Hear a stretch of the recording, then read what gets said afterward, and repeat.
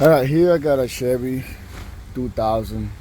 The crank but won't start, and sometimes it starts, sometimes it doesn't, and it takes a long time to start, and it died when the guy was driving it. So we're looking here on my skin tool. It says crankshaft position sensor, right? So that is the problem right here. And he also had the transmission slipping, but that's not the reason why a car will not start. So if we look at the freeze frame, okay, so yeah, here is the information, all the long-term and short-term fuel trim. So here it is. So we're gonna do this quick as we can, as cheap as we can. So the first thing we're gonna do is let's go underneath and find out where the sensor is, and let's see what we got. All right, so now we're here. This is the crank position sensor. So you got 3 wires, and it's only 1 bolt to take it off. I think this is 8 mils. So this is the crank position sensor. Now it could be the crank position sensor is bad, just the sensor. It could be the wire too. So what we can do is we're gonna test the wires. But this thing has 220,000 miles, something like that. So what I'm gonna do is I'm gonna test the wires, and you know, it has 3 wires. We're gonna test them out, but I'm gonna go get a brand new sensor at Chevy. That's not ifs or buts about it, because without mileage, that thing is just bad. I don't think it's the wire. It could be, like I said, it's possible, but I don't think it is. So what I'm gonna do, I'm gonna go order a new sensor, and I'm gonna test the wire real quick, put a new sensor in it, and then see what happens. All right, here I got the brand new sensor. As you can see, brand new, and this is the old one. So we're just gonna replace the sensor. I test the wire powering ground and the signal wire too, and it's still good. So like I said, sometimes it's a wire issue. Yes, it could be, but these old with this mileage, there you go. It's right there, right on the hole. I'm just gonna put a new sensor in it and start it up. See if it starts right up. All right, as you can see right there, the brand new sensor is plugged in and everything. And we're gonna go crank it up and see if we start right up. The engine is cold, so we'll see what it does.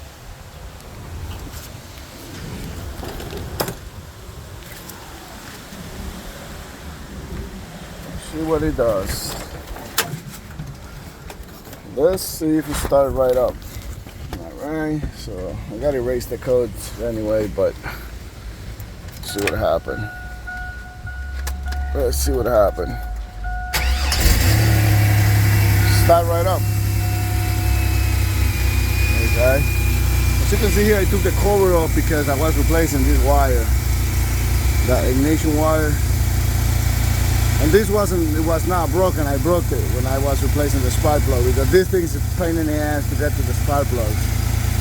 And when I was pulling it out, I broke one of these. So if you're doing this type of, like, replacing the spark plugs and everything, I'd say get a new cable, because they're gonna break. And these are not too bad. They were good, but pieces of crap. This Chevy, look what the spark plug is.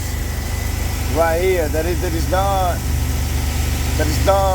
like easy way to do it. It's almost impossible to do it. This is scumbags from Chevy. They designed a stupid crap like that. But that's Chevy for you. So the engine is running. Let's look some live data. I guess I gotta take my glove off. So let's look at engine live data. That's just a bunch of them. Let's look at number 1. And here it is. Engine is running about 830 RPMs. Let's see if there's any orange or red. It's all black, so yes. The engine is closed, so it's an open loop. Reach. Lean, okay. So it's moving pretty good. So let's go back to the misfiring and see if it has any other misfiring issue. I don't think. So that's all the cylinders. As you can see, 0 misfire, there is nothing. So let's go back out of there. Engine data, the number 2. Let's see what we got here. See if we got any red or orange. Nothing. Not red nor orange. So I just don't want to be taking a lot of time doing this, because that would take so much. Let's go to the transmission data. Torque conveyor.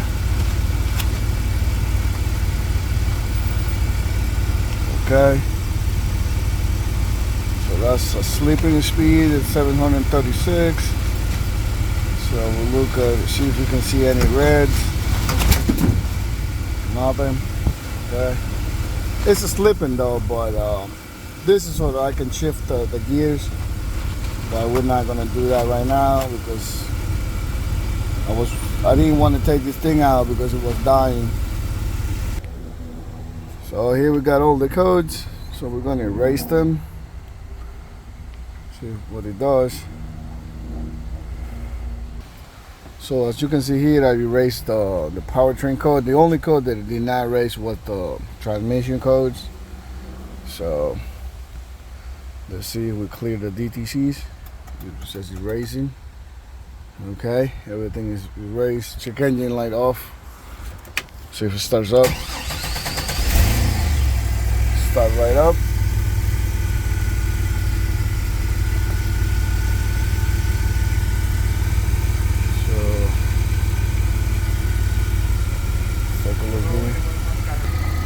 So as you can see here, the check engine line is gone, the engine is running. You can see running no problem. And I still have one code right here, but this is for the transmission. As you can see right there, we still have one code, and it says automatic transfer case. Just a little bit of glare. So we're gonna do something about it, but that thing has 200 and some thousand miles, so it's a Chevy, you know, it's gonna be slipping, so we don't really care about it. I can clear it, but it's gonna come right back on because the torque conveyor is slipping.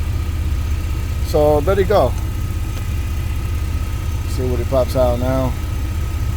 Yep, powertrain, no problem. Crank sensor was a problem. Like I said, always check the wires and all that stuff, but it all turns out good. Then just replace the sensor. I mean, but these all with this mileage, you know, just go buy a new sensor. You're just gonna need it. That, you know, there's no if or buts about it. But sometimes it could be different, but in this case, it wasn't. It was just a sensor.